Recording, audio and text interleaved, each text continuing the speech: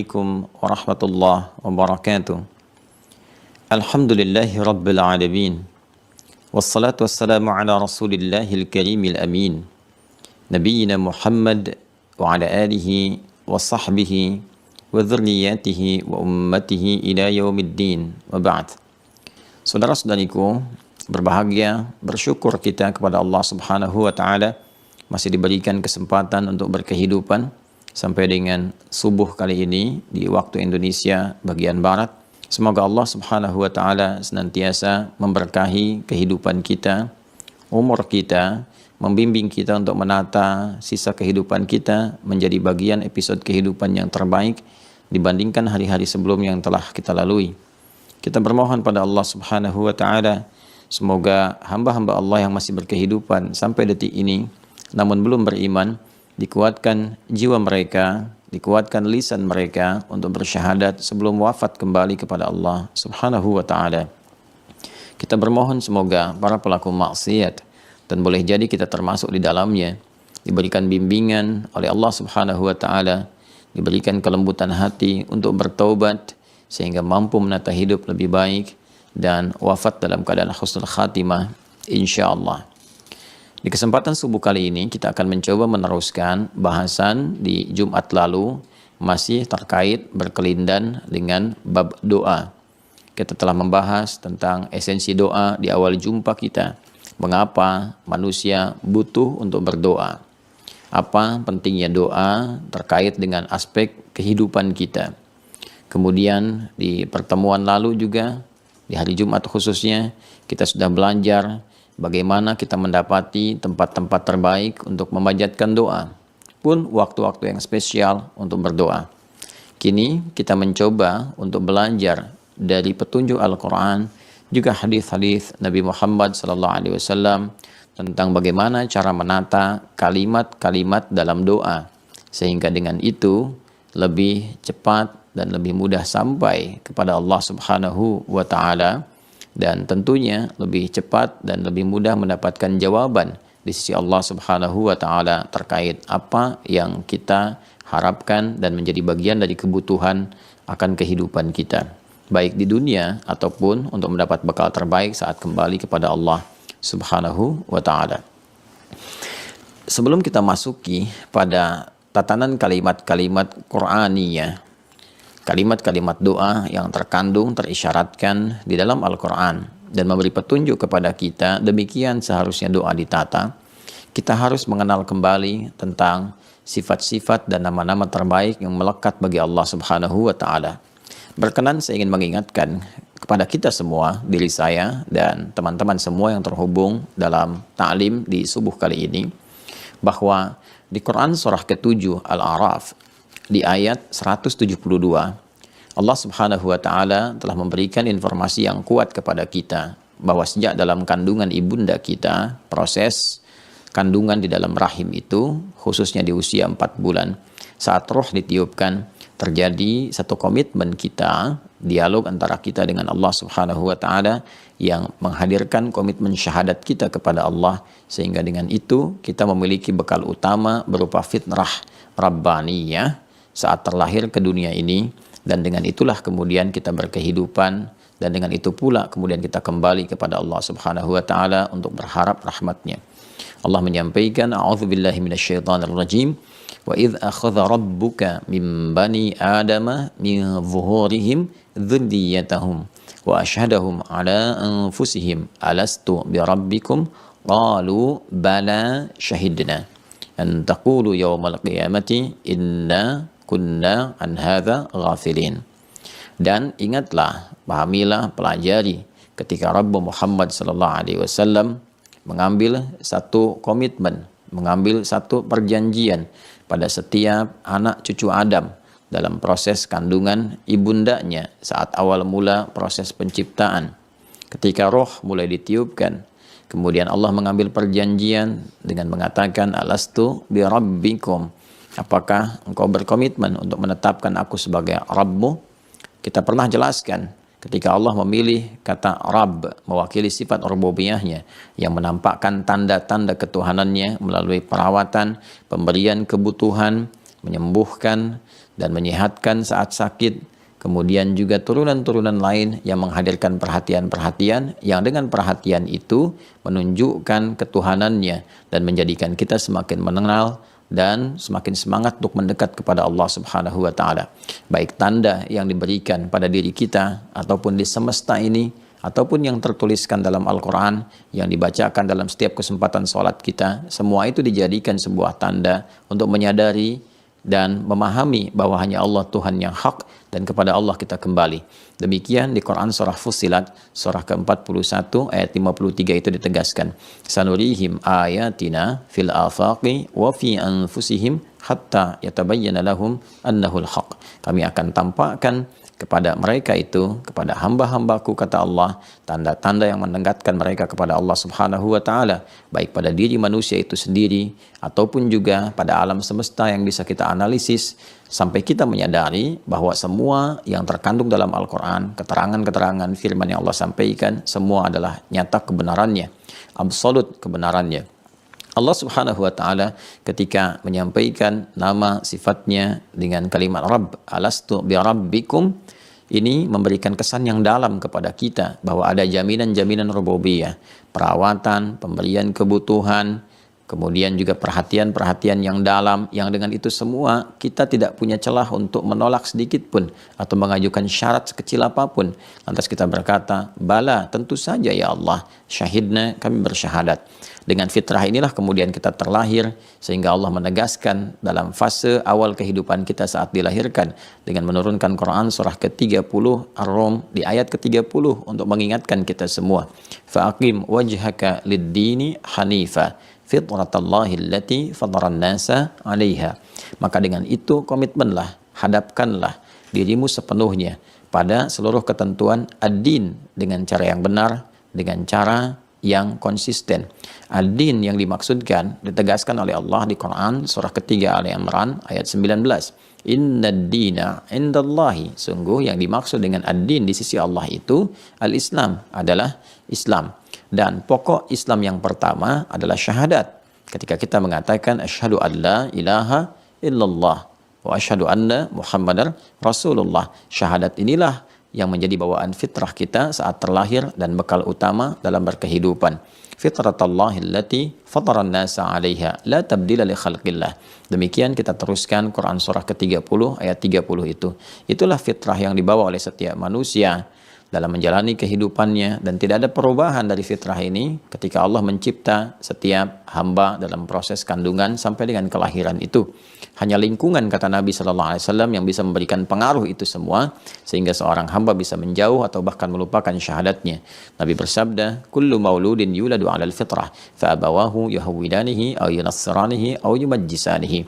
Setiap hamba yang terlahir seyogianya membawa fitrah kehidupan, mengenal komitmen syahadatnya. Hanya lingkungan kemudian yang membentuk ia boleh jadi menjauh dari nilai-nilai atau bahkan komitmen syahadatnya. Lingkungan boleh jadi orang tua, boleh jadi seorang terlahir dengan keadaan yatim atau bahkan yatim piatu, paman yang merawat, kakek yang merawat, bibi yang merawat, atau bahkan semua kolega Anda, namun dia bergaul di tempat-tempat yang menjauhkan dia dari Allah Subhanahu wa taala. Itulah sebabnya Allah mengingatkan setiap hari 5 kali untuk mengenalkan dan mengingatkan syahadat itu supaya kita terus mengingatnya. Quran surah ke-8 Al-Anfal di ayat kedua, innamal mu'minuna alladzina idza dzukirallahu wajilat qulubuhum. Sungguh pemilik iman yang sejati itu jika disebutkan nama Allah, jika disebutkan nama Allah, jika disebutkan nama Allah, ada getaran dalam jiwanya. 5 kali disebutkan nama Allah dalam setiap pergantian antara waktu dalam sehari. Subuh, siang di waktu zuhur, asar di waktu sore, maghrib menjelang malam sampai dengan malamnya. Subuh, zuhur, asar, maghrib, isya. Bukankah disebutkan, diperdengarkan nama Allah agar terdengar oleh pendengaran kita sampai ke jiwa kita? Quran, teman-teman sekalian, memberikan gambaran kepada kita bahwa ketika diperdengarkan nama Allah itu, iman harusnya memiliki getaran untuk memberikan tanda sinyal apakah fitrah itu masih ada. Bukankah kalimat itu diperdengarkan? Bukankah alat mendengar itu disebut dengan telinga? Bukankah telinga itu disebut dengan udhun? Jamaknya adalah adhan. dan adzan diperdengarkan setiap waktu 5 kali dalam sehari, dan kalimat pembukanya adalah nama Allah yang disandingkan dengan syahadat.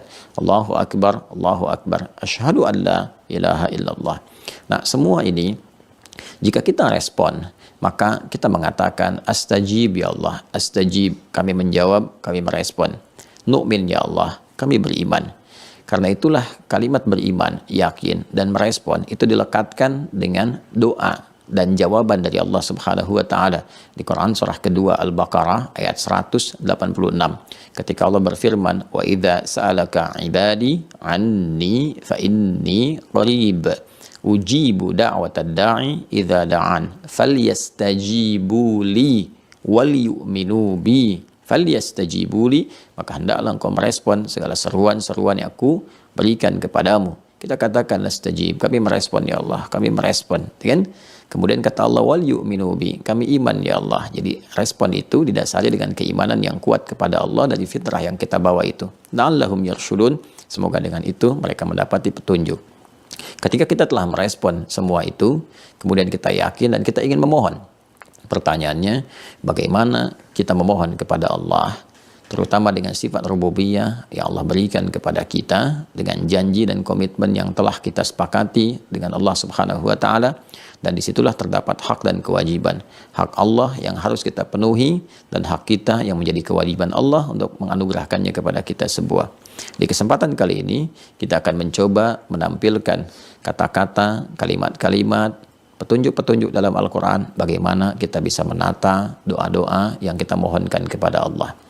Yang pertama, dari uraian yang saya sampaikan dan dari kehendak Allah yang menampilkan sifat dan nama terbaiknya berupa kata Rabb yang mengandung makna rububiyah, maka isyarat pertama dalam Al-Quran ketika kita akan memohon, mintakanlah kepada Allah dengan kalimat yang hadir dalam komitmen awal saat kita bersyahadat kepada Allah di dalam kandungan ibunda kita, yaitu menggunakan kata Rabb. Disinilah saudara-saudariku, semoga Allah muliakan kita semua, kita dapati seringkali di dalam Al-Quran petunjuk-petunjuk untuk berdoa itu diungkapkan dengan menggunakan kata Rabb. Ini bagian yang pertama. Ya, jadi kalau kita ingin katakan, kita ingin menata kalimat-kalimat doa yang mustajabah, yang cepat dijawab oleh Allah Subhanahu wa taala, maka kita bisa membuka dengan memanggil Allah Subhanahu wa taala menggunakan satu nama indahnya min asma'il husna, dari nama-nama terbaik yang melekat sifat-sifat kemuliaan di dalamnya untuk menjawab kebutuhan-kebutuhan kita. Maka kita bisa gunakan kalimat pertama dengan menggunakan kata Rabb. Ini bagiannya. Mengapa ini penting untuk kita hadirkan? Karena tadi di Quran surah ke-7 Al-A'raf di ayat 172, nama ini dihadirkan oleh Allah Subhanahu wa taala sebagai bagian dari komitmen, ya, pemenuhan janji Allah kepada kita yang membawa sifat-sifat rububiyah. Sifat perawatan, pengabulan, perhatian, pemberian tanpa batas dan turunan lainnya. Bukan hanya kepada kita manusia, bahkan kepada alam semesta pada umumnya. Tanda-tanda Allah tampakkan, Allah yang merawat, Allah yang menjadikan langit tanpa tiang, merawatnya dengan keseimbangan, planet-planet, asteroid, dan sebagainya. Kan demikian juga di daratan, di lautan, ya. Dan kita sebagai hamba Allah Subhanahu wa taala yang membawa misi sebagai khalifah di muka bumi ini, sudah tentunya kita akan mendapatkan bagian-bagian yang dijanjikan oleh Allah langsung kepada kita. Ya, di sini tercakup semua aspek kebutuhan kita untuk dimohonkan kepada Allah Subhanahu wa taala. Kalau dalam bahasa bebasnya ketika Allah mengatakan kepada kita dan berfirman, alastu bi rabbikum, apakah kalian kan berkomitmen untuk menjadikan aku Rabb yang merawat kalian, menyembuhkan saat sakit, kan? Kemudian memberikan segala kebutuhan, memberikan perhatian kepada kalian, memaafkan kalau kalian bersalah dan mau kembali pada jalan kebaikan, mengampuni dosa-dosa ketika kalian mau bertobat, dan turunan-turunan lainnya. Karena itulah kemudian kita mencoba untuk memohon kepada Allah dan mengingatkan pada diri kita akan komitmen yang telah dibangun itu dengan mengatakan ketika kita memiliki persoalan, ya Allah, saya ingin diselesaikan persoalan ini. Bukankah dulu saya telah berkomitmen menjadikan Kau sebagai Rabb saya? Engkau yang berjanji akan memberikan solusi. Ya Allah, sekarang saya sakit, ya Allah. Saya mohon, ya Allah, sembuhkan. Bukankah dulu Engkau berjanji akan menyembuhkan saya? Ya kan? Ya Allah, saya dalam kesulitan di pekerjaan. Ya Allah, saya punya salah. Ya Allah, mohon jangan berikan saya satu beban yang saya tak sanggup untuk memikulnya. Sekian banyak yang kita mohonkan kepada Allah Subhanahu wa taala, baik untuk diri kita, untuk orang tua kita, untuk anak-anak keturunan kita, untuk kerabat kita. Tentunya saat kita memohon kepada Allah Subhanahu wa taala, kita berharap keberkahan-keberkahan itu tidak hanya melekat pada diri kita saja, karena fitrah kita disebut juga dengan nama Nas. Ingat, ada ins, ada insan, ada bashar, ada bani Adam, ada An-Nas. Sekian nama yang dilekatkan pada manusia dengan diksi yang berbeda dan dengan dilalah, petunjuk-petunjuk penekanan makna yang tidak sama. Kita disebut An-Nas karena kita punya sifat sosial, bergantung juga pada makhluk-makhluk sekitaran kita. Tidak bisa kita hidup sendiri dengan sistem yang telah Allah buat, Allah susun supaya membangun harmoni di antara kita. Lita'arafu, untuk saling mengenal, saling menguatkan. Karena itu dalam hidup kita juga membutuhkan orang tua kita juga mensinergikan dengan anak-anak kita, dengan kerabat kita, tetangga kita. Karena itulah fitrah kita ketika kita berdoa, kita mengingat orang tua, kita mengingat anak-anak, kita mengingat banyak hal. Sesuatu yang banyak itu bisa digambarkan dalam bahasa Arab dengan kata ganti nahnu, kan? Nahnu yang berarti kami, kita, jika ditujukan untuk manusia pada umumnya. Namun bila Anda dapati kata nahnu, kan, dalam Al-Quran menunjuk pada Allah Subhanahu wa taala, ingat cara memahaminya itu berbeda. Nahnu yang dimaksudkan di situ ditujukan untuk ta'zimun nafsi li ta'zimi sya'ni, menunjukkan keagungan Allah Subhanahu wa taala, untuk memberi kesan bahwa informasi yang disampaikan itu begitu istimewa, begitu penting, saking pentingnya Allah menghadirkan keagungannya untuk menguatkan itu.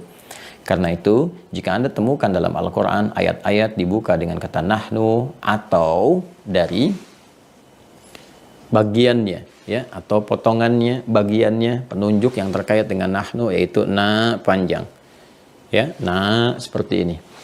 Biasanya menggunakan bentuk taukid, pakai inna pendek ditambah dengan na seperti ini, ya, maka kalimatnya menjadi inna. Yang ini na, ini gambaran singkat dari nahnu, maknanya mengambil makna ini, kalau menjadi objek maka menjadi na, gitu kan. Kemudian kalau dia ditambahkan dengan penguat taukid inna begini, maka menjadi seperti ini. Yang bentuknya seperti ini misalnya di Quran surah ke-18 Al-Kahf ayat 13, ya. Quran surah 18 Al-Kahf ayat 13. Nahnu naqussu 'alaika naba'ahum bil haqq. Allah ingin memberikan gambaran kisah inspiratif tentang kisah anak-anak muda, ya, di satu gua itu yang dikenal dengan suratnya Al-Kahf, surat gua. Itu kan kisah yang sangat dahsyat, kisah istimewa, kisah yang banyak menggugah.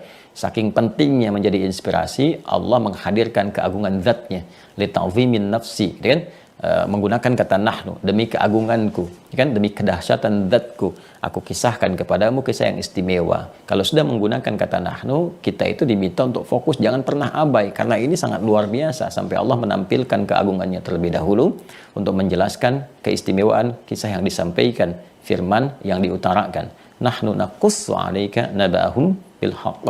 Ada yang menggunakan inna seperti ini, nahnunya tidak digunakan. Ada seperti kisah tentang informasi tentang malam Al-Qadar di Quran surah 97 itu, ya, dengan namanya Al-Qadar. Inna anzalna, itu kan?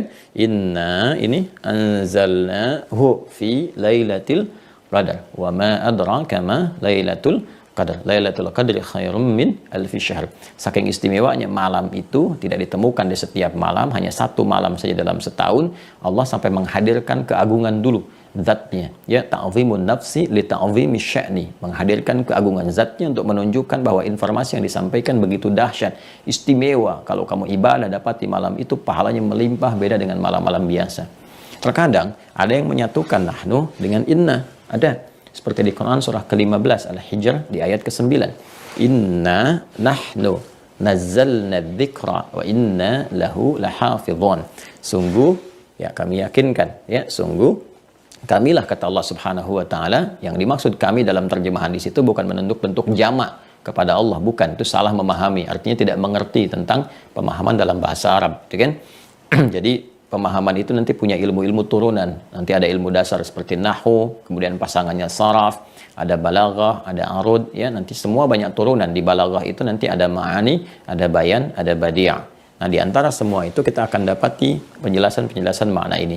Sungguh dengan segala keagunganku, kata Allah Subhanahu wa taala, kuturunkan Al-Qur'an itu ketika digabungkan inna dengan nahnu menunjukkan kedahsyatan Al-Qur'an, keistimewaan Al-Quran. Kalau sudah menggunakan keduanya, maka kita diminta jangan abai, ragu pun nggak boleh, apalagi mengabaikan, kan?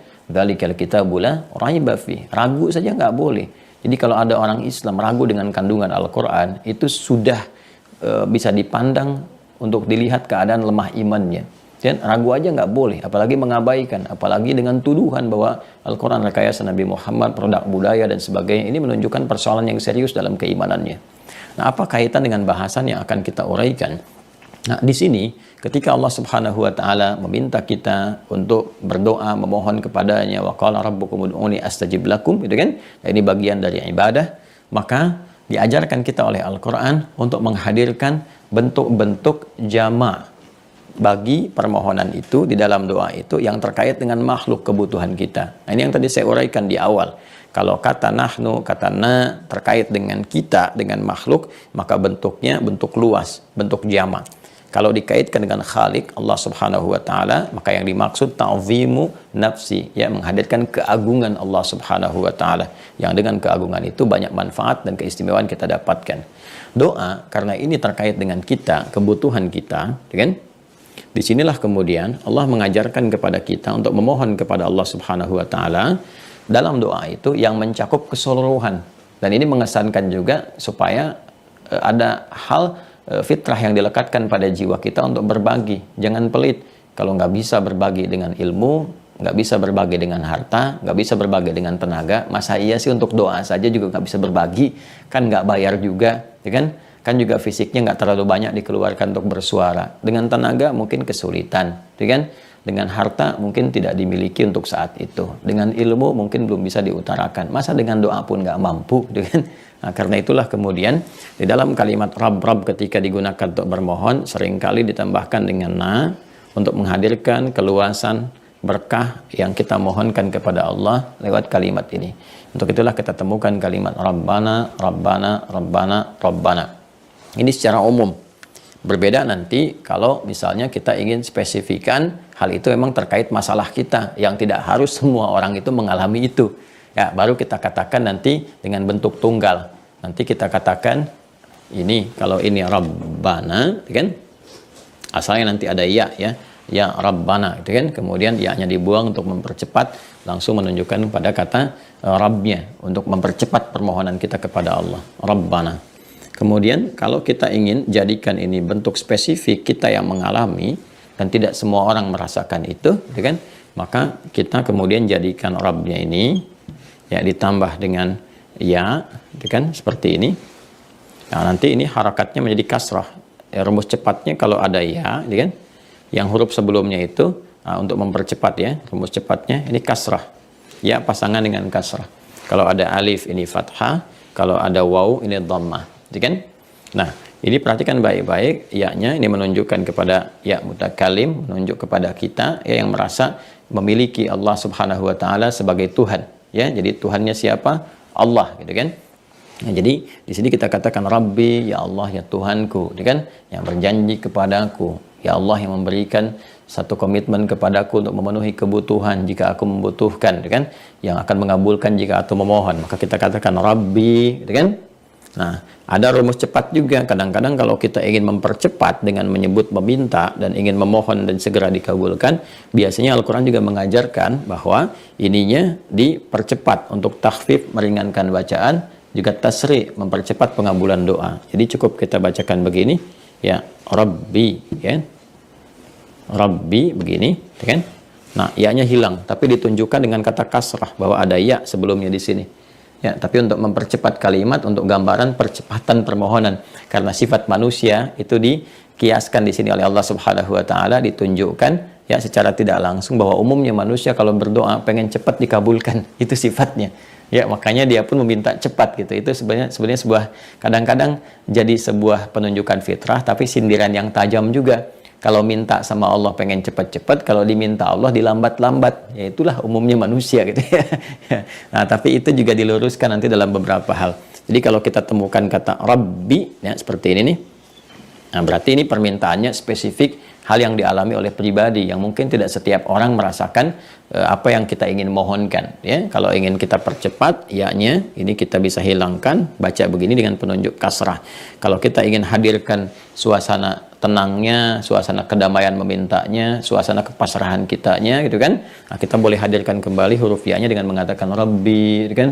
Ya, jelas ya? Nah, tapi kalau yang kita mintakan itu sifatnya luas, orang lain pun juga merasakan itu pada umumnya, itu kan pengen mendapati itu juga, kan? Maka kita bisa hadirkan nah di sini.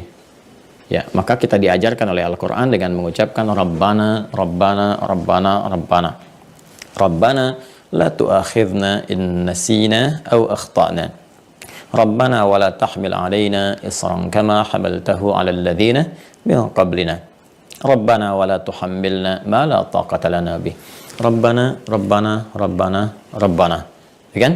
Kemudian yang paling ya favorit ya, yang paling viral bahkan punya istilah sendiri kan, orang Indonesia khususnya, doa sapu jagat kan. Nah, di Arab aja nggak dikenal nih doa sapu jagat. Ya, orang kita sudah punya istilah sendiri. Tidak salah karena memang fungsinya ini banyak sekali untuk apa namanya memenuhi aspek kehidupan dunia dan akhirat kita. Ya, maka di Quran surah ke-2 Al-Baqarah ayat 201. Ini doa yang seringkali kita mohonkan dalam setiap penutup doa-doa yang kita sampaikan. Rabbana, ini kan? Atina fid dunya hasanah wa fil akhirati hasanah wa qina adzabannar. Itu kan? Ini doa yang sering kali kita panjatkan dan mengandung unsur ini. Jadi sekali lagi, kalau kita kemudian ingin memohon kepada Allah Subhanahu wa taala, kan? Kita bisa gunakan kalimat-kalimat ini untuk bermohon kepada Allah, ya, bergantung kepada aspek apa yang akan kita mohonkan. Kalau pribadi gunakan Rabbi, ya. Ya, kalau misalnya istri ini mau lahiran, kan? Anak kita yang mau lahiran nih, ya, sedang dalam proses mau lahiran. Kemudian kita bermohon kepada Allah, kan anak kita yang sedang lahiran, bukan anak orang lain, kan? Ya, maka kita mohonkan Rabbi habli minas salihin, misalnya kan, ya Allah, anugerahkan padaku anak yang terlahir ini, misalkan jadi anak yang saleh dan seterusnya. Ya, kalau kita ingin mohonkan secara umum, kan, dalam banyak orang kita berdoa dengan orang tua murid, kan, dengan anak-anak didik dan sebagainya, maka kita gunakan Rabbana, ya Rabbana hablana minas salihin, kan? Atau kita ingin bermohon dengan kawan-kawan kita, kan? Atau ingin mendoakan apa namanya anak-anak milenial yang masih single, kan? Kalau single kan status ya. Kalau jomblo itu nasib gitu. Gitu kan, saat dikatakan Rabbana hablana min azwajina wa dzurriyyatina qurrata a'yun, ya, waj'alna lil muttaqina imama. Atau dengan pengajian ibu-ibu, bapak-bapak juga saat kita memohon bersama-sama kepada Allah, Rabbana hablana min azwajina, ya Allah anugerahkan dari pasangan-pasangan kami, gitu kan, istri-istri kami, kita semua memohon kepada Allah, gitu kan. Anak-anak yang saleh, anak-anak pelipurara, itu kan, penghadir suka dalam kehidupan, dan jadikan mereka imam bagi orang-orang takwa. Kurang lebih demikian.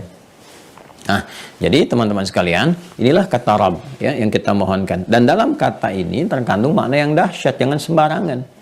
Ya, jangan sembarangan. Ini mempercepat pengabulan doa karena Al-Qur'an yang mengajarkan. Cuma persoalannya, apakah setiap orang yang baca Rabbi Rabbana ini akan cepat dikabulkan? Nah, ini yang penting kita tahu rumusnya.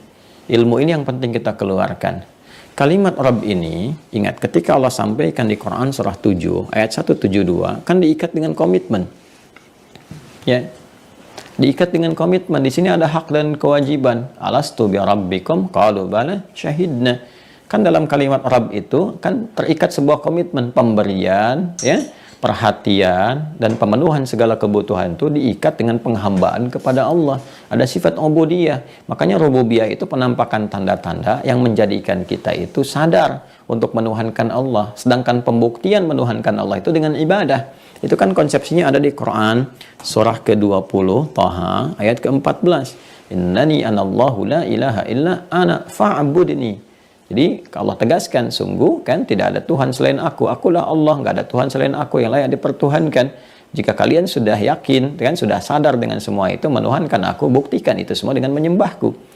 Maka ketika Allah tampakkan tanda-tanda di semesta pada diri kita, kita mendengar, melihat, merasakan, dan meyakini Allah sebagai Tuhan, butuh pembuktian.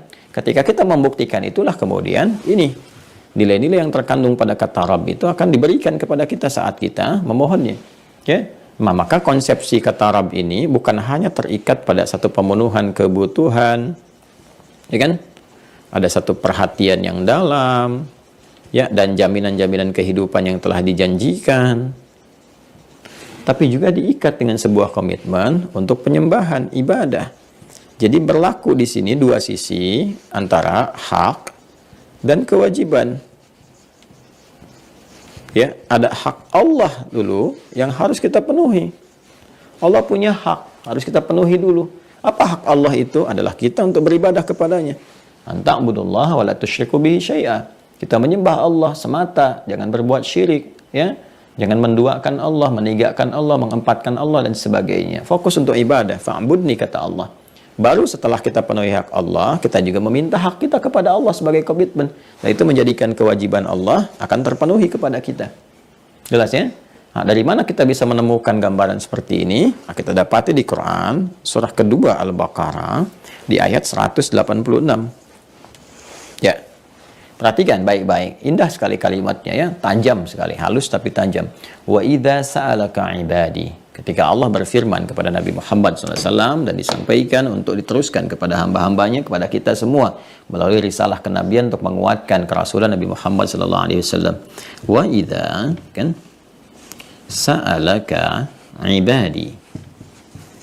Oh, fa inni qarib.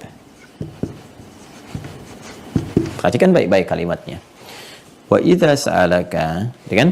Ibadi, dan jika hamba-hambaku Muhammad sallallahu alaihi wasallam, kan, bertanya kepadamu. Idza, jika bertemu dengan bentuk past tense. Ini bentuk past tense nih, sa'ala ka-nya khitab. Ini bentuk past tense. Past tense. Bentuk madhi, fi'il lama. Ya, jika ketemu idza dengan bentuk fi'il madhi, maka maknanya itu mudhari'. Ya. Nah, sebaliknya nanti lawannya id bertemu dengan ya fi'il mudhari, maka bentuknya madhi. Jelas ya? Id yaqulu misalnya kan, ketika ia berkata, itu bentuknya bentuk fi'il bertemu dengan mudhari, maknanya madhi. Baik, tapi kalau ada idza bertemu dengan bentuk past tense, bentuk fi'il madhi, maka maknanya mudhari. Nah, ini sudah rumus, sudah formulasi ya. Maka penting kita mengaji di sini, terutama dasar-dasar bahasa untuk memenuhi dan mengetahui ya bahasa-bahasa Al-Quran, memahami bahasa Al-Quran, juga hadis-hadis Nabi Muhammad SAW. Sedangkan mudhari itu padanannya menunjukkan bentuk present untuk memudahkan ya, continuous dan future ya. Present pada saat itu, continuous terus berlangsung, and future sampai kapanpun. Jadi artinya apa? Muhammad SAW boleh jadi pada saat ini di era engkau berdakwah membawa misi risalah, ada yang akan bertanya kepadamu, kan? Di antara hamba-hambaku. Ada juga nanti itu akan terus berkelanjutan, bukan sekarang saja, nanti akan begitu sampai di masa depan, sampai kehidupan berakhir. Ya, ada hamba-hambaku, disebut hamba. Ya, bertanya kepadamu, ingin mendekat kepadaku, ya, ingin mendekat kepada Allah Subhanahu wa Ta'ala. Baik, biasanya kan motif orang untuk mendekat kepada Allah itu kan umumnya dua, ya kan? Dan dua ini pun mengacu nanti berkumpul terkristalisasi pada satu. Apa itu? Yaitu berdoa, minta, mohon, butuh. Ya, pasti ada kebutuhan. Umumnya hamba itu kembali kepada Allah itu untuk meminta, ya, untuk menghadirkan kebutuhan. Biasanya kan kalau nggak tobat, ya berarti butuh sesuatu. Makanya orang-orang yang tobat pun, ya, sadar akan kesalahan sebesar apapun, itu Masya Allah masih disebut ibad oleh Allah, hamba. Itulah rahimnya Allah. Jadi keterlaluan ya, saya bisa katakan keterlaluan gitu. Kalau ada hamba masih berkehidupan, berlumur dosa, Allah sudah menampilkan satu kasih tertingginya untuk mengampuni, dan dia nggak ambil itu. Ya, itu kan keterlaluan itu, ada sifat sombong, seakan-akan punya kuasa. Makanya itu dikecam sekali oleh Allah Subhanahu wa Ta'ala. Ya, itu hamba seburuk apapun, saya sering katakan saudara-saudariku, kita ini bukan makhluk sempurna, pasti ada titian salah yang pernah kita lalui. Dan orang salah terbaik itu ketika dia masih menuntut haknya untuk menjadi soleh. Ya, dengan cara apa? Dia bertobat, kembali kepada Allah, meninggalkan maksiat sebesar apapun. Karena itu saya sering katakan Allah lebih mencintai pelaku maksiat yang mau bertobat dibandingkan dengan orang soleh yang tidak pernah merasa salah. Ya, Allah lebih mencintai pelaku maksiat yang mau bertobat dibandingkan dengan orang yang merasa soleh dan tidak pernah merasa salah. Ya, jelas ya? Nah, maka dari itu di Quran surah 39 Az-Zumar ayat 53 Allah sampaikan ada hamba-hamba Allah yang sudah banyak berlumur dosa, ya, dan mereka itu disebut dengan israf, tapi masih disebut dengan ibad. Israf itu yang nggak terlukiskan lah, hampir semua mungkin dikerjakan, yang kalau orang lain berdosa dia belum kerjakan, kayaknya nggak enak rasanya gitu. Tapi Allah tetap katakan pada Nabi Muhammad SAW, qul li'ibadiyalladzina asrafu ala anfusihim. Katakan Muhammad SAW, sampaikan pada hamba-hambaku, masih disebut hamba, ya, alladzina asrafu ala anfusihim, yang telah berbuat israf pada diri mereka sendiri, berlumur dosa banyak, ya, pernah berzina, pernah mabuk, pernah mencuri, pernah korupsi dan sebagainya. Selalu ada masa untuk titik balik itu. Kata Allah, la taqnatu min rahmatillah, jangan putus asa dari rahmat Allah. Minta rahmatnya, minta pemenuhan ampunan. Allah ampuni sebelum nyawa sampai ke kerongkongan. Itu kurang apa lagi itu? Ya, kasih Allah kepada setiap hamba itu. Itu luar biasa ibad. Ya, ada lagi yang memang hamba-hamba yang soleh, yang dia pun berdoa lagi, kan hamba soleh dengan hamba salah kan doanya bisa berbeda, walaupun intinya mendapatkan rahmat Allah Subhanahu wa Ta'ala. Yang salah minta diampuni dosa, yang soleh minta surga, minta titian dalam kehidupan dan sebagainya, ya. Jadi ada hal-hal yang ada pembeda di antara keduanya, ada kesamaan kan. Saleh dan salah minta ampunan, gitu kan. Yang saleh minta konsistensi istiqamah, yang salah kemudian minta dibimbing untuk lebih baik. Salah minta ampunan tobat, saleh minta istiqomah, gitu kan. Yang saleh tapi single dan jomblo minta istiqomah. Baik, kembali ke sini ya. Nah, ibad. Nah, ketika hamba ini mencari, ingin mendekat kepadaku, dia ingin berdoa, gitu kan, ingin minta kebutuhan, dijawab oleh Allah, fa inni qarib, tegaskan pada mereka, aku dekat. Dalam bahasa psikologi dalam sekali, ya, sangat dalam, gitu kan. Kalau Anda bertanya, sampai mana ya Ustadz Adi ya, gitu kan, di acara ini gitu, datang nggak ya? Nah, ketika yang ditanya menjawab, sudah dekat. Itu kan memberi ketentraman pada diri kita. Ini dibandingkan, aduh belum ada info nih. Bayangkan kalau misalnya bertanya kepada Rasulullah SAW, ya Rasulullah, bagaimana, apakah doaku akan dijawab oleh Allah? Aduh, belum ada info. Kebayangkan, belum turun wahyu, kebayangkan. Ya, tapi ketika turun jawaban, sungguh Allah amat dekat. Itu menenangkan kepada jiwa. Ya, nggak usah mencari-cari berlebihan. Ya, Allah sangat dekat. Nggak usah berteriak-teriak. Allah sangat dekat. Kan? Minta dengan bahasa yang wajar. Minta dengan memohon kepada Allah. Minta dengan bahasa yang kita dengar dengan kolbu kita. Lalu apa yang terjadi? Perhatikan kalimatnya. Ujibu da'wat ad-da'i idza da'an.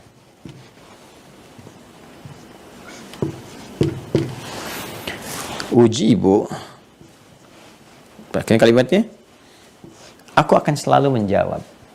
Ada kontinuitas. Ketika ini berbentuk makna mudhari, makna ini kan tampilan idza dengan sa'ala. Ketika berbentuk mudhari, maka jawabannya pun mudhari. Ya.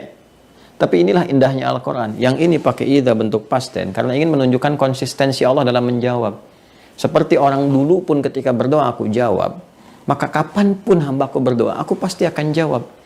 Karena itulah bentuk jawabannya langsung menggunakan mudhari. Tapi kenapa di sini pakai idza dan bentuk madhi? Karena jawaban Allah itu berlaku baik untuk di masa lampau ataupun untuk di masa-masa selanjutnya. Memberikan kesan demikian kepada kita. Jadi sebetulnya dalam pemahaman fikih doa itu nggak ada doa yang nggak dijawab sepanjang apa yang kita mohonkan itu kebutuhan kita. Karena Allah mengabulkan apa yang kita butuhkan dan tidak selalu memberi apa yang kita inginkan. Ya kan? Maka seharusnya dijawab. Jadi kalau nggak terjawab ada sesuatu yang salah gitu dalam permohonan kita. Kalau terlambat itu kemudian kita rasakan ada sesuatu yang belum maksimal. Apa itu? Ya kan? Seharusnya kan kata Allah, ujibu da'wat ad-da'i idza da'ani, aku senantiasa menjawab, gitu kan? Doa-doa hambaku yang menyeru aku jika mereka memohon kepada aku. Nah, tapi ini kembali ke sini Allah ingatkan komitmen ini. Fal yastajibuli. Ya, fal falyastajibu li. Ini falyastajibu li. Maka kamu pun, kata Allah, penuhi kewajiban kamu kepada aku. Respon seruan-seruanku. Tuh kan? Nah ini kan? Makanya Allah kan men-trigger kita kan? Menjadikan ibadah itu sebagai katalis. Meminta kita beribadah kan? Ya, sebagai pemenuhan komitmen. Bisa saja Allah langsung mengabulkan doa. Tapi kan ini nggak jalan nih, hak dan kewajiban. Sedangkan Allah itu kan maha adil. Semua hukum yang Allah tetapkan harus berjalan untuk menunjukkan keadilannya. Jadi sebetulnya ketika kita diminta untuk merespon seruan Allah dengan diturunkannya ibadah, baik berupa sholat misalnya, kan? Ada puasa, ada interaksi dengan Al-Quran, ada umrah, ada haji. Sebetulnya itu adalah jawaban dari pemenuhan ini hak-hak kita. Karena kan hukumnya terikat dengan komitmen kita, ada hak dan kewajiban. Jadi sebetulnya ibadah itu diturunkan, itu untuk memenuhi kebutuhan kita. Saya sering katakan Allah nggak butuh dengan sujud, rukuk kita. Semuka langit dan bumi tidak bersujud kepada Allah, tidak menurunkan status Allah sebagai Rabb. Tetap Rabbil Arsyil Azim. Ya Allah yang Maha Kuasa, mudah mengganti dengan makhluk yang lain. Tapi ibadah itu kembalinya kepada kita. Untuk kebahagiaan kita, kesuksesan kita, ketentraman kita. Bahagia yang menghadirkan kesuksesan, kebahagiaan, ketentraman, itu disebut dengan falah namanya. Karena itulah ketika kita menunaikan sholat pun tujuannya untuk falah kita. Kan diperdengarkan di telinga kita. Hayya 'alas shalah, hayya 'alal falah. Kan kamu yang butuh itu. Kamu yang minta. Kamu yang pengen. Kamu yang ini. Kamu yang itu. Ini aku berikan sekarang jalannya. Aku berikan pintunya. Aku kasih pintu, kamu nggak buka. Tapi kamu nuntut dan mempersalahkan aku. Kamu sehat. Itu kan?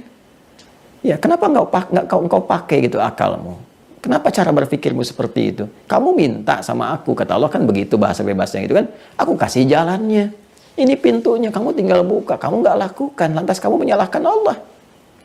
Kan nggak adil di situ, ya kan? Ini kan sudah kita bangun komitmennya, kan sama saja gitu. Anda juga misalnya kepada makhluk, kepada kawan, kepada pimpinan mengajukan proposal, kan ada jalan juga kan?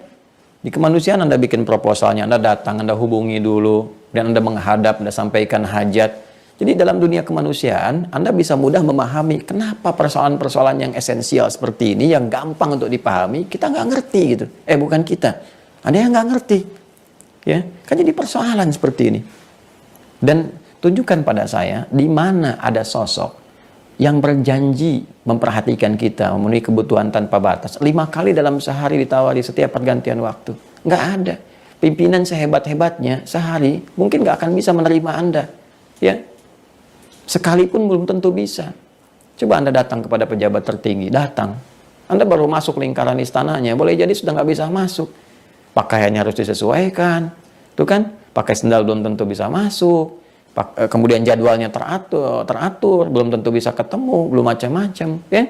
Sekali nggak bisa balik lagi di hari itu. Ini 5 kali dalam sehari. Itu pun dituntut kita diwajibkan supaya terpenuhi kebutuhan kita. Kalau mau minta lebih daripada itu, boleh. Ya silahkan, ada duha waktunya, ada saat malam di gelap gulitanya, ada menjelang ke subuh, silahkan bebas. 24 jam terbuka. Sepanjang kita mau memohon kepadanya, mendekat kepadanya, sampai Anda bisa merasakan kenikmatannya dan mengatakan, Fabi ayyi ala'i rabbikuma tukadziban Rabb. Fabi ayyi ala'i rabbikuma tukadziban Rabb. Ya, jadi teman-teman sekalian, ini sebetulnya rahasianya di sini nih. Poinnya. Jadi kalimat Rabb ini akan berfungsi dengan maksimal jika falyastajibu ini kita kerjakan dengan baik. Kan ini komitmen iman, ya kan? Makanya ketika setelah selesai dituntaskan falyastajibu li, imannya diingatkan. Kalau Anda bertanya gini, ini untuk bisa menutup celah Anda bertanya, kenapa sih Allah saya mesti harus kerjakan dulu ini untuk mengabulkan doa saya gitu kan? Allah tegaskan lagi, wal yu'minu bi. Kamu kan telah iman kepadaku. Dan dalam iman itu kita komitmen. Ya, kamu kan yang mengatakan bala syahidna, kita komitmen. Aku pun komitmen. Ya. Jadi sebetulnya untuk pemenuhan ini komitmen iman kita kepada Allah Subhanahu wa taala. Wal yu'minu bi. Dan berimanlah kepada aku. Dengan dasar iman itu kemudian kau ibadah, dan dengan itulah kemudian aku penuhi hak. Jadi hubungan antara ibadah dengan doa itu sangat dalam sekali. Bahkan karena itulah kemudian doa disebut dengan ibadah. Kan pernah saya sampaikan ketika Allah berfirman di awal jumpa kita, masih ingat? Ketika Allah mengatakan, wa qala rabbukum ud'uni astajib lakum. Ya, dan Allah Subhanahu wa taala Rabbu, pakai Rabb tuh. Berfirman, ya kan? Waqala rabbukum ud'uni, berdoalah kepadaku astajib lakum. Innal ladzina yastakbiruna an ibadati, itu doa disebut ibadah. Ya, jadi doa itu bagian dari ibadah. Saking lekatnya dengan ibadah, disamakan oleh Allah, disebut doa itu ibadah. Karena itu kalau doanya pengen cepat dijawab, ibadah ditingkatkan. Ya, ibadah. Makanya diturunkan ibadah itu sebetulnya untuk kita. Sekali lagi, ini cara memahaminya begini. Kalau kita paham hikmah dan fikihnya, kita akan senang menunaikan ibadah. Ya, jadi ketika muncul panggilan zuhur, Allahu Akbar, Masya Allah, ini pengabulan doa saya nih. Cara berfikirnya begitu. Ini nih yang kemarin saya mintakan akan dijawab. Ini nih persoalan hari ini yang sedang rumit, Allah pasti akan selesaikan. Iman, kan dasarnya iman, yakin tanpa ragu. Pasti Allah selesaikan. Saya dipanggil sekarang untuk menghadap. Datang. Anda dipanggil pimpinan batuk, Anda langsung siap-siap. Menghadap siapa? Datang Anda. Anda dipanggil Allah yang menciptakan pimpinan Anda. Ini kan? Ini kan luar biasa teman-teman sekalian. Harusnya kita cepat respon. Tapi kalau kita hanya melihatnya dengan kacamata hukum formal saja, secara fikih, wajib ngelihatnya ke situ. Nggak dalami ini hikmahnya apa. Maka yang muncul adalah keterpaksaan, ya, dengan dihiasi dengan kemalasan kadang-kadang. Ya, baru tadi subuh, nggak kerasa duhur lagi. Baru duhur dasar lagi, gitu kan? Cara berpikir yang keliru, karena nggak didasarnya dengan ilmu yang mendalam di sini. Maka lihat, ketika Allah panggil kita untuk ibadah, salatkah, dan lain turunannya, ini sesungguhnya untuk mempercepat pengabulan doa. Dan di sini kita bermohon, bukankah dalam sujud kita meminta, dalam ruku kita berdoa, berdiri kita memohon. Karena itu, semua orang-orang dulu yang soleh-soleh, baik dari karangan para nabi, rasul, dan turunan-turunan lain, ya, sahabat, tabi'in, orang-orang soleh, ulama, itu memanfaatkan sholat untuk berdoa betul. Dan mereka menyenangi sholat, apapun profesinya. Ya, Uthman bin Affan radhiyallahu taala anhu misalnya, Abdurrahman bin Auf, Tamim Ad-Dari, itu kan orang-orang hebat, orang-orang kaya, pebisnis hebat, asetnya luar biasa. Itu kesenangan mereka bukan saat omsetnya meningkat, hartanya tiba, tidak. Tapi ketika mereka punya waktu untuk ibadah. Karena kalau buka kitabnya Imam An-Nawawi, ada namanya At-Tibyan fi Adab Hamalatil Quran. Di sebagian uraian beliau, itu melukiskan bagaimana semangatnya sahabat-sahabat mulia ini, Uthman bin Affan, Abdurrahman bin Auf, itu bisa bangun malam sampai tahajud, sampai disebutkan menyelesaikan Al-Quran dalam tahajudnya. Saking menikmatinya ibadah gitu. Jadi kebahagiaan terbesar mereka itu, kesenangannya bukan saat aset mereka itu bertambah, harta meningkat, bukan. Bagi mereka itu biasa. Makanya Nabi pernah satu kali berkomentar begini, ya, aku ini nggak khawatir, nggak kaget dengan umatku yang jadi kaya gitu. Ya, karena kaya itu biasa. Kata Nabi itu biasa. Jadi kekayaan itu dianggap biasa. Nah, jadi orang beriman yang kaya itu nggak usah terlalu bangga, jangan pamer-pamer ini itu, karena itu dianggap biasa oleh Nabi. Ya, aku khawatirkan itu ketika umatku nggak mampu mengelola kekayaan gitu. Jadi kaya itu biasa. Saking biasanya, yang belum beriman pun bisa kaya. Saking biasanya. Ya, iman itu kan aset yang tak ternilai, kekayaan luar biasa gitu kan. Makanya supportnya harus menampilkan yang lebih daripada itu. Jadi orang beriman itu bukan terletak pada kuantitas hartanya ketika dia berkumpul, bukan, tapi terletak pada kualitas pengelolaannya. Jelas ya? Jadi saking biasanya kata Nabi, ya, orang kaya itu biasa lah. Jangankan yang beriman, yang belum beriman pun bisa kaya. Kalau mau kerja keras, tingkatkan ilmu dan sebagainya. Tapi aku khawatirkan kata Nabi, ketika seorang beriman itu tak mampu mengelola kekayaannya dengan baik. Untuk pengelolaan itulah kemudian dia mendekat kepada Allah lewat ibadah. Itu yang disenangi orang-orang dulu untuk bermunajat kepada Allah, minta. Sehingga ketika dia mampu mendekat kepada Allah, Allah bimbing begini cara mengelolanya. Karena itulah ketika harta dititipkan pada orang beriman, sebanyak apapun, itu tepat guna. Ya, dahsyat itu. Banyak orang-orang kaya-kayanya melimpah itu. Dikasih-kasih ke orang, dibagi ini nggak habis-habis tuh. Ya. Dan menariknya mereka hidupnya sederhana aja gitu. Padahal asetnya banyak, kekayaannya melimpah. Kan pernah dengar kisah Umar bin Khattab, Umar bin Abdul Aziz, bagaimana mereka berkehidupan, kesederhanaan mereka. Apa hartanya nggak ada? Ada. Asetnya banyak. Yang kalau sedekah, kalau infak juga sangat luar biasa gitu kan. Nah, saya mau kembali ke sini. Nah, akumulasi teman-teman sekalian, ibadah ini, itu disebut dengan takwa namanya. Makanya dalam takwa itu, senantiasa bersanding dengan ibadah kan? Kan? Dzalikal kitabu la raiba fihi hudal lil muttaqin. Siapa orang takwa itu? Alladzina yu'minuna bil ghaib, iman, wa yuqimunas salat. Wa mimma razaqnahum yunfiqun, infaq. Walladzina yu'minuna bima unzila ilaika, interaksi dengan Al-Qur'an dan seterusnya. Ya, puasa, ya ayyuhalladzina amanu kutiba alaikumusiyam kama kutiba alal ladzina min qablikum la'allakum tattaqun. Haji, al-hajju asyhurun ma'lumat, faman farada fihinna al-hajja fala rafatha wala fusuqa wala jidala fil hajj. Wa ma taf'alu min khairin ya'lamuhu Allah wa tazawwadu fa inna khairaz zadi Takwa. Jadi akumulasi ibadah ini disebut dengan takwa. Sekarang apa manfaat dan hubungan takwa bagi doa? Nah, sekarang lihat Quran surah kelima Al-Maidah di ayat 35. Ya ayyuhalladzina amanu, imannya dulu, tuh komitmen kita sentuh dulu. Ya, ittaqullaha, tingkatkan takwamu kepada Allah. Wabtaghu ilaihil wasilah, dan carilah dengan peningkatan takwa itu wasilah untuk mempercepat pengabulan doa dari apa yang kau mohonkan. Ya ayyuhalladzina amanu, hai orang-orang yang yakin telah berkomitmen kepada Allah tadi, kan? Ittaqullaha, tingkatkan takwamu kepada Allah, wabtaghu ilaihil wasilah, dan carilah wasilah dengan peningkatan takwa itu, ya kan? Untuk memohon kepada Allah, mempercepat apa yang kita inginkan, kita mohonkan. Ya, perangkat untuk bermohon kepada Allah itu yang kita namakan, sehingga kita namakan dengan tawassul. Tawassul. Nih. Mencari wasilah yang mempercepat permohonan kita kepada Allah dikabulkan. Dan ternyata tawassul tercepat itu melalui takwa. Ya, takwa itu apa kumpulannya? Ibadah. Bentuknya amal soleh. Makanya banyak sekali orang-orang dulu, teman-teman sekalian, itu yang menggunakan amal soleh mereka sebagai acuan untuk bermohon kepada Allah, termasuk dalam masa sulit. Masih ingat kan kisah yang sangat viral, ya? Dalam hadis yang sampai kepada kita, kisahnya banyak viral sekali, banyak memperoleh likes, nggak ada dislike di situ, dan sudah banyak di-share sampai dengan sekarang. Ya, kan masih ingat 3 orang hamba Allah Subhanahu Wa Taala yang beraktivitas, kemudian tiba-tiba ada hujan deras sekali, lalu mereka bertiga berteduh dalam satu gua, ya, kemudian tanpa mereka sadari ada batu besar menggelinding menutup pintu gua itu. Kadar Allah nggak bisa keluar semuanya, nggak ada celah sekecil apapun untuk mereka keluar gitu, ya, celah kecil untuk bernapas nggak sanggup mereka keluar. Mereka sudah berusaha mendorong dengan sekuat tenaga, ya, dan sebagainya, tapi nggak bisa, nggak kuat tuh. Apa yang mereka lakukan? Ini kita sudah paham semua, kisahnya sangat kita ketahui dengan baik. Mereka bertawassul, ya, menjadikan satu perangkat, satu wasilah. Apa yang digunakan wasilah? Ini amal soleh mereka. Bertawassul dengan amal soleh mereka, memohon kepada Allah untuk dibebaskan dari kungkungan batu besar itu. Maka yang satu bermohon kepada Allah, ya, dia mengandalkan amal solehnya yang pernah dia lakukan dengan berbakti kepada ibunya. Bagaimana dia makan dan minum tidak menyentuhnya sebelum ibunya menyentuhnya. Bagaimana dia minum susu, biasa memberikan kebiasaan susu kepada ibundanya itu, dikasih susu sampai ibunya kemudian minum dulu, baru dia kemudian tertidur. Satu saat dia datang, ibunya tertidur, dia pegang itu bejana susunya sampai ibunya bangun.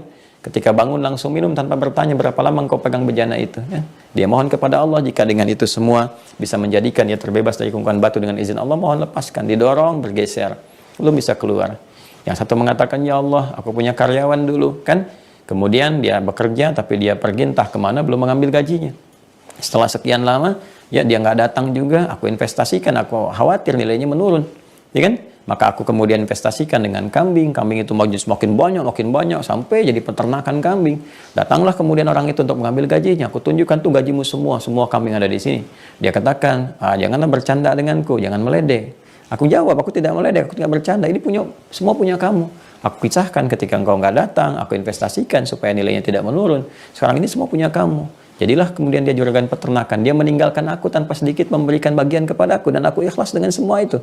Jika engkau memandang bahwa ini semua adalah bagian dari amal soleh yang kau ridhoi, maka mohon bebaskan kami dari kungkungan batu ini. Maka apa yang terjadi? Dia dorong bergeser, belum sempat bisa keluar. Yang tadinya nggak mampu gerak-gerak, sekarang bergerak geser, tapi belum sempat bisa keluar. Allah berkehendak dengan yang satu lagi untuk menunjukkan kepada kita bagaimana pentingnya amal saleh. Ya Allah, aku dulu seorang rentenir. Nah ini, ya, kisah viral, tobatnya rentenir. Bisa jadi sinetron nih, sinetron terdekat. Ya, ini tobatnya seorang rentenir melahirkan satu feedback yang sangat dahsyat. Rentenir dikecam, tapi kalau tobat dapat rahmat. Dan rahmat itu yang menjadikan karunia yang melimpah. Ayo, yang masih dekat-dekat dengan rentenir-rentenir atau rentenirnya sendiri, cepat tobat. Kisah ini jadi inspirasi besar. Ya, teman-teman sekalian, dia berkata, aku seorang rentenir. Nah, jangankan orang jauh, orang dekat pun aku rentenkan juga. Ya, ada saudaraku kemudian dia minta kepadaku, aku bantu, lalu aku lipatkan bunganya sampai kemudian dia nggak bisa bayar. Nah, satu kali aku melihat bahwa dia punya anak gadis yang sangat cantik. Aku menaksirnya luar biasa, tapi dia nggak pernah setuju denganku. Maka aku kemudian berusaha untuk menjadikan bapaknya terikat kepadaku. Aku berikan utangnya nambah. Kemudian aku desak dia. Ya, kalau sekarang pakai debt collector dan sebagainya gitu kan, sampai anaknya bermohon kepadaku, dia tolong ampunilah paman gitu kan, ayahku ini hapuskan kemudian utang-utangnya. Dia datang kepadaku mengatakan, paman tolong aku katakan kepadanya, kalau engkau mau bergaul denganku malam ini juga, gitu kan, aku akan anggap lunas semua utang-utang bapakmu. Maka anak itu dengan sedih kemudian terpaksa mengikuti keinginanku, datang di satu malam ketika saat aku ingin menjamah dan menyentuhnya, dia berkata kepadaku, paman bertakwalah kepada Allah, takwa. Ya, aku mendengar suaranya, bergetar hatiku, merasa ketakutan aku. Aku meninggalkannya dan bertobat kepadamu ya Allah. Jadi kalau kebeningan jiwa itu bersih, sering beramal, itu kalimat takwa. Dan saya katakan dulu itu kata Allah itu luar biasa. Karena Nabi yang mencontohkan ketika ditodong dengan pedang itu, siapa yang menolongmu sekarang? Muhammad SAW. Ya kan? Kata Nabi, Allah. Kalau benar kata itu diucapkan dengan iman yang dalam, yang tinggi, dengan amal soleh yang kuat, getar, jatuh itu pedang. Ya, perempuan itu berkata, paman bertakwalah kepada Allah. Ya, seakan-akan menggelegar dalam jiwaku, tersengat, takut gitu kan. Aku meninggalkannya dan bertobat kepada Allah Subhanahu wa taala. Aku anggap lunas semua utang-utangnya. Kemudian aku berubah menjadi lebih baik. Ya Allah, jika engkau anggap semua itu bagian dari amal soleh yang pernah aku kerjakan, mohon bebaskan kami dari kungkungan batu ini. Apa yang terjadi? Didorong kemudian menggelinding batu itu. Dan terlepaslah kemudian ketiganya dari ujian yang tengah mereka hadapi pada saat itu. Jadi Anda bisa bayangkan amal soleh bagaimana bisa bermanfaat. Dan jangan-jangan kemudahan yang kita raih selama ini pun itu dari wasilah amal soleh kita. Ya, amal soleh kita, amal soleh kepada ibu, kan bisa begitu. Ibu mendoakan kita, lancar kehidupan kita. Kadang kita nggak sadar, karena itu kita sering disindir. Di Quran surah ke-46, Al-Ahqaf ayat 15 itu. Kamu kalau sudah sukses, apalagi usia 40 tahun ke atas, ingat orang tuamu. Itu kan? Sampai engkau harus berdoa kan, Rabbi auzi'ni an ashkura ni'mataka allati an'amta 'alayya wa 'ala walidayya. Dan kepada kedua orang tuaku. Kenapa? Karena boleh jadi saham Anda 30%, orang tua 70%. Ayah Anda tuh yang sedang mencangkul di sawah, cuman bawa singkong dengan keringat luar biasa, tapi halalnya luar biasa. Dia bermohon kepada Allah, aku sekarang makan singkong, tapi jangan sampai terjadi kepada anakku seperti aku bekerjanya. Ringankan mereka ya Allah, berikan kelimpahan rizkinya ya Allah, berikan kenyamanan pada hidup mereka. Ibu Anda yang bangun malam hari menangis di hadapan Allah, sujud ya Allah, ya Allah, aku hanya tidur di dipan saat ini, aku tidur di lantai beralaskan tanah, tapi mohon anakku ya Allah, berikan kenyamanan saat tidurnya nanti, damaikan kehidupannya, lancarkan pekerjaannya. 70% dari itu semua luar biasa mengiringi kehidupan Anda. 30%-nya itu Anda yang sekolah, itu pun support orang tua, jual ini, jual itu. Anda sukses. Lantas setelah Anda sukses, tega meninggalkan mereka. Bahkan Anda simpan di panti jompo. Bahkan untuk sekedar telepon pun Anda nggak mampu. Ya, itu disindir oleh Allah. Bertakwalah Anda kepada Allah. Kan? Ada bagian-bagian kehidupan yang boleh jadi kita nggak sadar. Ini loh perangkat yang terbaik. Boleh jadi kita, boleh jadi orang tua kita, boleh jadi orang-orang sekitaran kita yang baik-baik yang mendoakan. Karena itu kan sering ajakan untuk saling mendoakan. Nabi aja kadang-kadang suka minta pada doa pada sahabat, minta dibacakan Quran. Ya, mereka mengatakan, Anda kan yang Nabi, Anda kan yang Rasul ya Rasulullah. Ya, apakah tidak boleh aku meminta kepadamu, gitu kan, untuk membacakan Quran? Itu sebetulnya kesan kepada kita untuk saling membantu, menguatkan. Inilah inti Rabbana di sini. Inti Rabbana. Nah, jadi saya ingin katakan pada kawan-kawan semua, ya, ini dahsyat teman-teman sekalian. Ini dahsyat kali amal soleh ini. Dan apa yang terjadi? Ini bisa merubah kehidupan kita. Tadi kan masih ingat yang rentenir kemudian tobat. Tuh. Itu dengan amal soleh, dengan peningkatan takwa. Setelah itu rahmat datang, dibebaskan dari kesulitan. Ya teman-teman boleh gunakan ini kalau sedang sulit, sedang apa. Gitu kan? Makanya sekarang jadikan bekal amal soleh itu. Perbanyak. Sehingga kadang-kadang ini nggak diminta pun otomatis datang. Jadi jangan dikira kadang-kadang, mohon maaf ya, kemudahan yang kita dapatkan itu boleh jadi bukan karena kita nggak minta. Karena saking tingginya ini yang kita kerjakan ini, amal soleh ini, ya sehingga datang mudah tanpa diminta. Atau bahkan orang tua kita tanpa kita sadari. Karena itu dalam doa seringkali kita mohonkan kan, Rabbighfirli wali walidayya warhamhuma kama rabbayani shaghira. Kan ada kan di Al-Isra juga, ya, yang surat-surat yang menginspirasi kita untuk berdoa. Menggunakan apa? Rabbi. Ya, Rabbi, karena spesifik, personal antara kita dengan orang tua. Kita minta kan. Umumnya Rabbana, ya kan? Dan seterusnya. Nah, inilah teman-teman sekalian gambaran dari sekian banyak yang kita mohonkan, ya, satu dari sekian banyak hal yang bisa menjadikan kita itu mempercepat pengabulan doa dari Allah Subhanahu wa taala. Cuma fikihnya harus kita pahami, tatanannya harus kita dapati, sehingga dengan itu mudah kita mengatakan kepada Allah, Rabbi, ya apa yang mau diminta? Rabbana, apa yang mau diminta? Khusyuk kita bermohon. Ingat komitmen kita. Ingat dosa-dosa kita, ingat salah-salah kita. Istighfar dulu, minta dulu yang baik dan sebagainya. Aspek kehidupan. Karena itulah kalimat Rabb itu sering dimohonkan bahkan saat ibadah. Ya, seperti Nabi Zakaria misalnya, ya. Ketika bermohon kepada Allah pada hal yang mustahil. Ya, hal yang mustahil menurut sementara orang. Ya, menurut sementara orang. Jadi secara medis, secara klinis itu udah nggak bisa, mustahil. Hal yang mustahil. Ya, bukan hal yang mustahil, ya, hal yang mustahil. Ketika divonis istri beliau yang sudah sepuh, Nabi Zakaria juga sudah sepuh, sudah beruban, kan rambutnya memutih, fisiknya letih, istrinya divonis, mohon maaf, menopause dan mandul. Secara klinis gak mungkin punya keturunan, secara medis itu mustahil. Apa yang terjadi? Beliau memohon kepada Allah dengan menyebut namanya di dalam sholat, di mihrabnya Maryam beliau bermohon. Apa yang terjadi? Quran surah ketiga Ali Imran ayat ke-38 sampai 39. Ya, hunalika da'a Zakaria rabbah. Di mihrab itu Nabi Zakaria bermohon kepada Rabbnya, kepada Allah Subhanahu wa taala. Qala rabbi. Tuh. Qala rabbi habli, menggunakan kata Rabb dan ya-nya dihilangkan untuk memohon dengan cepat seperti yang tadi saya terangkan. Ya, qala rabbi habli. Asalnya kan Rabbi, ya Allah ya Tuhanku, tapi karena beliau ingin minta cepat, seperti Allah berikan cepat rezeki kepada Maryam, ya beliau minta dengan cepat. Qala Rabbi habli, kan? Rabbi pakai Rabb. Ya Allah, ya aku berkomitmen iman kepadamu, menuhankan Engkau, menyembahmu. Sekarang pun aku mohon ya Allah lewat salatku. Qala Rabbi habli. Aku mohon kepadamu ya Allah dengan namamu, pemberi tanpa batas, yang tidak punya batasan dalam pemberian.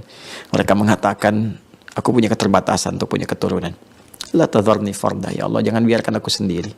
Aku mohon kepadamu ya Allah, Rabbi habli min ladunka dzurriyyatan thayyibah. Aku mohon berikan dari karuniamu ya Allah, dari sisimu saja. Ketika mereka mengatakan aku terbatas, aku mohon padamu yang tidak punya batas. Anugerahkan dari sisimu saja ya Allah, dari pemberianmu ya Allah, dengan ketetapanmu keturunan yang baik. Innaka sami'ud du'a, engkau pasti mendengar doaku. Kalau maha pemberi tanpa batas yang aku komitmen menyembahnya, menuhankannya, dan aku yakin dia akan mengabulkan doaku, mendengar doaku. Kalau pada yang semua ini belum mampu ya Allah, doaku ini terjawab ya Allah, maka tunjukkan kepada aku dengan cara apa lagi aku mesti bermohon. Okay? Kalau dengan semua ini belum mampu mengabulkan doaku, tunjukkan kepada aku dengan cara apa lagi mesti bermohon. Apa yang terjadi? Ketika nama ini disebutkan, disandingkan dengan Asmaul Husna yang paling indah, jawabannya, fanadathul malaikatu wa huwa qa'imun yusalli fil mihrab. Annallaha yubasyshiruka bi Yahya. Langsung turun malaikat, nggak pakai jeda, nggak pakai lama, gerak cepat, dan pakai fa, huruf ma'atin rabitin baina syai'aini bila hudud, huruf perangkai di antara dua peristiwa tanpa jeda. Peristiwa pertama bermohon, peristiwa kedua pengabulan. Antara mohon dengan pengabulan doa nggak ada jeda, selesai dibacakan, turun jawaban. Ya, dan apa yang terjadi? Yang terjadi adalah permohonan itu disampaikan lewat salat dalam ibadah. Wa huwa qa'imun yusalli fil mihrab, sedangkan beliau masih berdiri dalam salatnya. Salatnya belum selesai, masih berdiri. Masih berdiri dalam salat, minta kepada Allah. Turun malaikat menyampaikan, Annallaha yubasyshiruka bi Yahya. Allah memberi kabar gembira kepadamu bahwa engkau akan punya anak. Langsung namanya diberikan oleh Allah Yahya. Ya? Di kesempatan lain beliau juga menyampaikan, Rabbi la tadharni farda, ya, wa anta khairul warithin. Ya Allah, jangan biarkan aku sendiri, pakai Rabb. Ya. Jadi banyak nanti kalimat-kalimat menggunakan Rabb. Ya, Nabi Ayub ketika berdoa pakai Rabb katanya.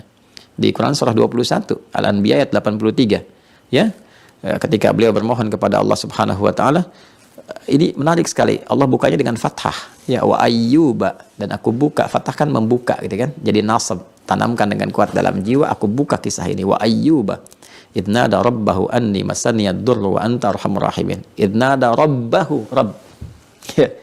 Dan wa ayyuba kan, dan aku buka kisah Ayub, tanamkan dengan kuat dalam jiwamu. Idnada rabbahu, ketika ia menyeru Rabbnya. Ya, dia berkata, anni masani yadhurru wa anta arhamur rahimin. Penyakit ini sudah mulai menyakitiku ya Allah, sedangkan kau yang paling sayang kepadaku. Ya, jika aku mohon kepada yang paling sayang kepadaku belum terkabulkan, kepada siapa lagi aku mesti mengadu? Maka fastajabna lahu. Ya, kemudian kami jawab doanya. Ya, fakashafna ma bi min dhurrin wa atainahu ahlahu mithlahu ma'ahum rahmatan min indina wa dzikra lil 'abidin. Kan? Maka kami sembuhkan penyakitnya. Kemudian kami kembalikan karunia-karunia lebih besar dari sebelumnya. Datangkan lagi anak-anak mereka, anak-anak Ayub alaihissalam dan istrinya gitu kan. Masya Allah, kan 12 anaknya meninggal ketika ujiannya besar sekali. Ya, apa yang terjadi ketika sehat kan, istri mengandung lagi, setiap lahir kembar-kembar jadi 24, 2 kali lipat. Kemudian hartanya balik lagi lebih banyak. Dan ini menjadi pengingat, inspirasi untuk hamba-hamba Allah yang soleh, untuk kita semua. Rabb, dahsyat sekali. Ya, tapi apakah ketika mengatakan itu tanpa ibadah? Tidak. Nabi Ayub malah meningkat ibadahnya, meningkat ibadah, karena itu Rabbnya berfungsi. Nabi Zakaria menggunakan kata Rabb ini dalam salatnya. Ya, demikian hal-hal yang lainnya gitu kan. Jadi kita bisa dapatkan satu gambaran dari apa yang kita kaji pada kesempatan subuh kali ini, bahwa pertama, Allah itu maha kasih, ya, maha sayang kepada kita, Rahman dan Rahim, yang menjadikan kita terpelihara dalam kehidupan. Allah menginginkan misi kita di dunia ini dijalani dengan penuh kesenangan dan ketenangan. Ya, tapi semua itu didapati kalau kita kembali kepada petunjuk Allah. Qulna bitu minha jami'a fa imma ya'tiyannakum minni huda faman tabi'a hudaya fala khaufun 'alaihim wa lahum yahzanun. Bahkan sejak Adam dan istrinya diturunkan, kata Allah, turun kalian ke bumi, tugas kalian dimulai sekarang. Maka saat kalian menjalani kehidupan, aku berikan petunjuk, pedoman hidup. Kalau kalian ikuti pedoman ini, aku jamin bahwa berkehidupan di bumi itu, membawa misi khalifah itu, kata Allah, tidak akan pernah merasakan kegelisahan dan tidak akan pernah merasakan kesedihan. Artinya tidak gelisah itu tenang, tidak sedih itu senang. Ya, menikmati kehidupan dengan senang dan tenang sepanjang mengacu pada ketentuan pedoman Allah. Jadi berkehidupan itu menyenangkan. Berkehidupan itu menenangkan. Ya, senang dan tenang. Karena itulah jika kita ingin senang dan tenang, maka banyaklah mendekat kepada Allah dengan meningkatkan ibadah, dengan berdoa, bermohon, sehingga dengan doa itu ada ketenangan dalam jiwa kita. Ini yang bisa kita bahas pada bagian pertama tentang menata kalimat doa yang mustajabah. Nah, sekarang kalau kita sudah panggil Rabb, kan? Bagaimana menyusun kalimat permohonannya? Kan baru namanya kita ketahui kan? Susunan katanya seperti apa? Kalimatnya bagaimana ketika meminta, yang dengan itu ada getaran dalam jiwa kita yang mampu menggetarkan arsy dan seketika diberikan oleh Allah jawabannya. Itu yang esok hari insya Allah kita akan bahas di kesempatan subuh. Dan ini akan menjadi bagian terakhir dari fikih doa yang kita bahas sejak pertemuan yang lalu. Jadi sudah ada 4 episode dan besok yang kelima sebagai penutup dari bagian gambaran doa. Nah, mudah-mudahan dapat satu pencerahan ya, dan bisa kita amalkan dalam kehidupan dan saling mendoakan. Saya juga sama, butuh didoakan, masih banyak kesalahan-kesalahan, masih butuh banyak tambahan pengetahuan yang dengan itu bisa belajar lebih baik lagi. Jadi kalau ada yang kurang-kurang mohon dimaafkan. Ya, namanya berkehidupan pasti juga, kata Allah kan, wa ma'utitu minal ilmi illa qalila. Aku nggak berikan pada kalian pengetahuan kecuali sedikit. Nah, ini saya cuma punya sedikit, ini yang bisa saya berikan. Banyak hamba-hamba Allah yang lain, para ulama yang sudah banyak mendapatkan lebih daripada apa yang saya raih sampai dengan subuh kali ini. Tapi mudah-mudahan dari yang sedikit ini ada kebaikan-kebaikan sehingga bisa menjadi jariah. Mohon didoakan untuk ikhlas, tulus disampaikan. Dan semoga dengan itu teman-teman juga berkenan mendoakan saya supaya diampuni dosa-dosanya oleh Allah Subhanahu wa taala. Demikian juga orang tua kami, keluarga kami, dan untuk Anda semuanya. Saya mencintai Anda semua karena Allah Subhanahu wa taala. Itu yang bisa saya sampaikan teman-teman. Berjumpa esok hari untuk meneruskan kajian kita di subuh ini, untuk mencari pedoman dalam Al-Quran, menata kalimat doa supaya Allah mengabulkan kita dengan lebih baik. Terima kasih. Maafkan saya yang masih banyak salah. Semoga Allah mengampuni kita semua. Jika ada benar, itu petunjuk dari Allah dan Rasulnya untuk kita amalkan. Semoga titian kebaikan ini diridhai oleh Allah Subhanahu wa taala.